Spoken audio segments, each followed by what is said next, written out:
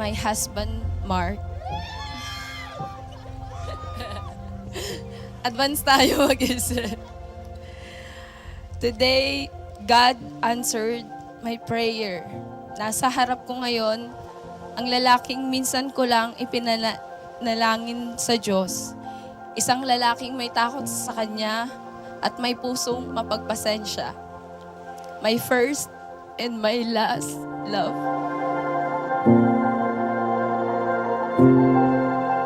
We're not just witnessing a ceremony, hindi lang siya matrimony, pero ito pong ginagawa natin is a divine miracle. It is a divine miracle of the Lord.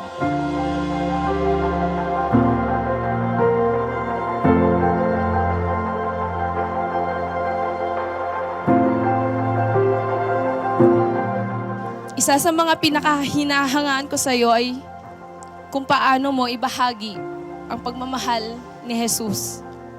Kahit sa mga taong hindi mo naman kilala. Doon ko mas lalong nakikilala ang puso mo.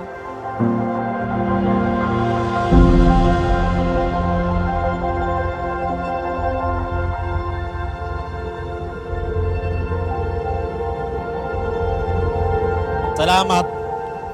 Dahil nandyan ka nung ako'y pabitaw na. Ikaw ang anghel na pinadala para ako'y magpatuloy.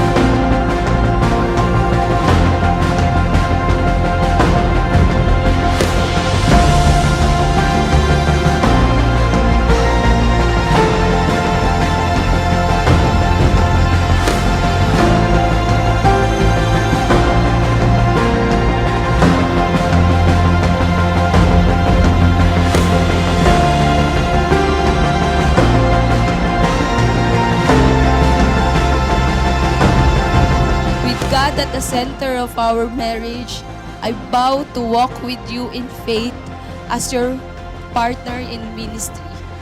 Supporting the vision God will entrust you. Together, we will build a home grounded in love and in the fear of the Lord. Para sa akin at sa ating magiging future ng pamilya, kayawi lang tayo maglilingkod. Father, I said till death do us part, I want to mean it with all of my heart. Naalala ko nung sinabi mo, hayaan mo lang ako sa ginagawa ko.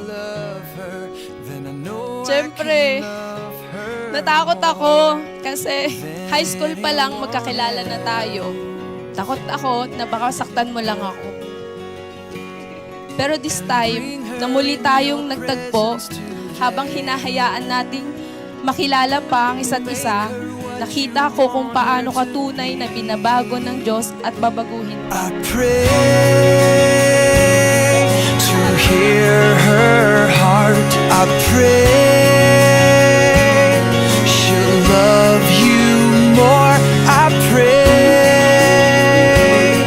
to cherish and serve her, and will bring you glory today. I pray, I pray.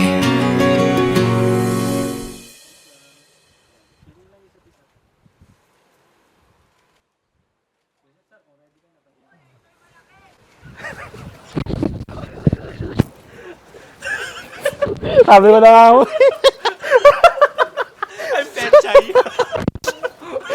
Alam mo si Betchay? No, I'm Betchay. sabi ko na nga ako eh. Yung lalaki nung nakaprank na mong babae. Father, I said till death do us Two cannot part. become one unless God supernaturally brings us about. Two becoming one can never be undone. Tandaan po natin yan, mga kapatid. Physical separation cannot undo the supernatural act. And in Matthew 9 verse 16, Jesus declared, So they are no longer two, but one flesh. What therefore God has joined together, let this be a declaration para po sa ating lahat. Let no man separate. Presence today. Make him what you want him to be. I pray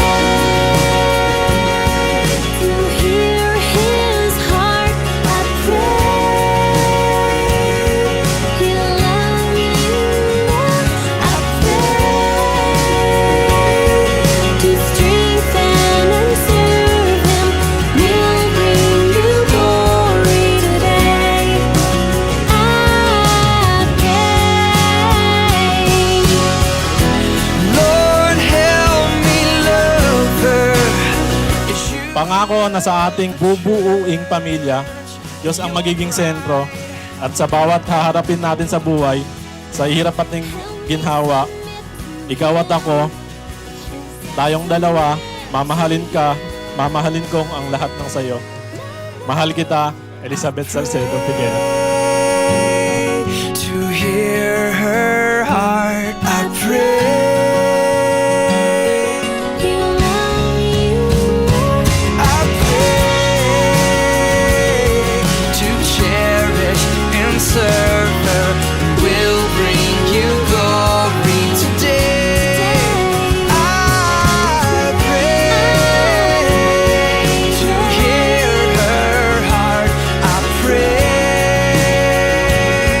she'll love you more. Wherever you go, I will go. To cherish And wherever you stay, I stay. Your people will be my people.